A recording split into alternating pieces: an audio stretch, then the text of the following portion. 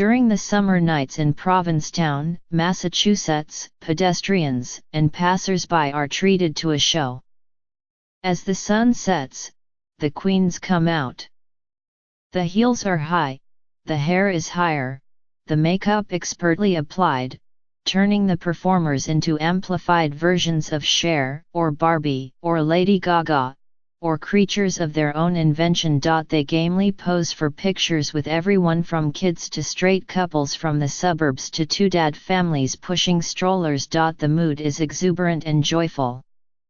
The traditional trappings of femininity are a pose, not a prison, a costume that you can slip in and out of, refashioning it until it suits you. I thought about the queens of Provincetown, and the exuberance of their pageant, on Thursday. That's when Yashar Ali of HuffPost broke the news that Sam Haskell, the chief executive of the Miss America organization, wrote an email laughing along as Louis Friedman, the televised pageant's head writer, referred to former crown holders in the crudest, most derogatory term for a woman's anatomy. In this correspondence, the former Miss Americas are not winners. Not women. They're not even people, not even bodies.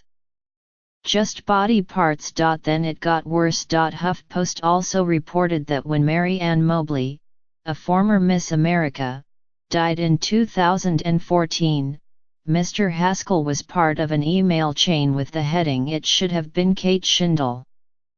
Ms. Shindle, Miss America 1998, has been an outspoken critic of some of the pageant's practices, as well as its decision to pay Mr. Haskell $500,000 when the organization was in debt. Gretchen Carlson, the former Fox News anchor who was Miss America 1989, was shut out of pageant broadcasts after she refused to publicly criticize Ms. Shindle. Mallory Hagen, who won the Miss America title in 2013, was subject to fat shaming.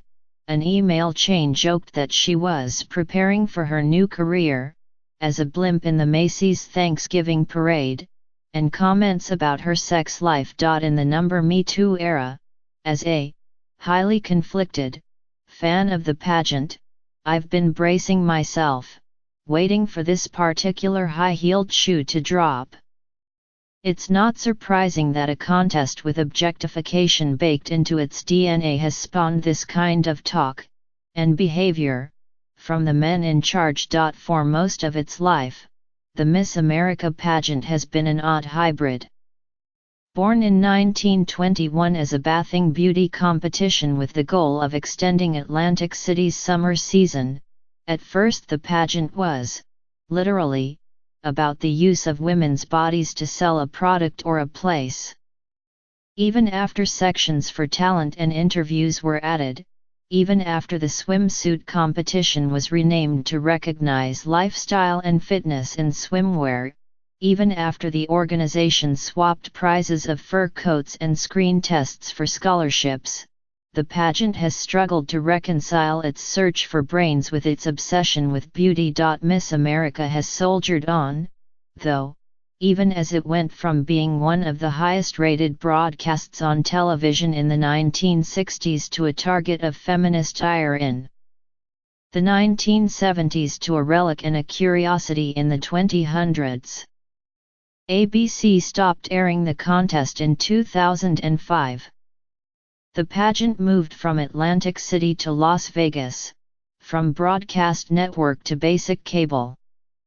Meanwhile, reality TV was eating its lunch, tempting young women with a bevy of options to win plummier prizes than the organization could offer, while competing pageants promised smaller swimsuits, higher heels, and fewer pesky questions about how to bring about world peace. A 2014 segment on Last Week Tonight with John Oliver detailed how the organization that billed itself as the largest provider of scholarship assistance to young women in the United States was, in fact, handing out only a sliver of the $45 million it claimed was available, which didn't help the show's fortunes.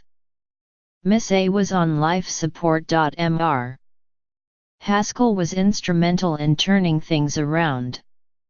He got the pageant back on ABC, hosted by Chris Harrison, dispenser of roses on the network's popular Bachelor franchise. Gingerly, Miss America began edging toward modernity. In 2014, an Indian-American woman won the crown. The deposed Miss America Vanessa Williams got an on-air apology and was welcomed back into the fold. There have been winners with tattoos and piercings, and in 2016, the first contestant who identified as gay, hello, Miss Missouri. Last year, the organization announced it plans to air the pageant on ABC through 2019. Then came the bombshell HuffPost report. Ms. Carlson said she was shocked and deeply saddened by the disgusting statements about women attributed to the leadership of the Miss America organization.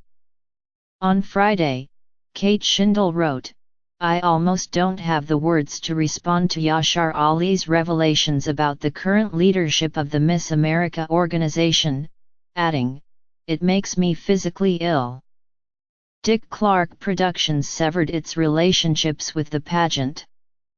Mr. Friedman, the head writer, was fired, and the pageant announced that it was forming a committee and retaining independent legal counsel to investigate.